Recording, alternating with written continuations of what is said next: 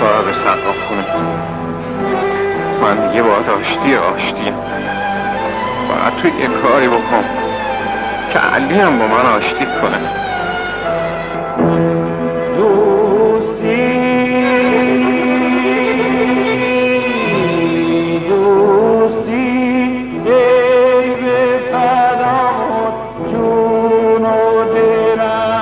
جون و دلم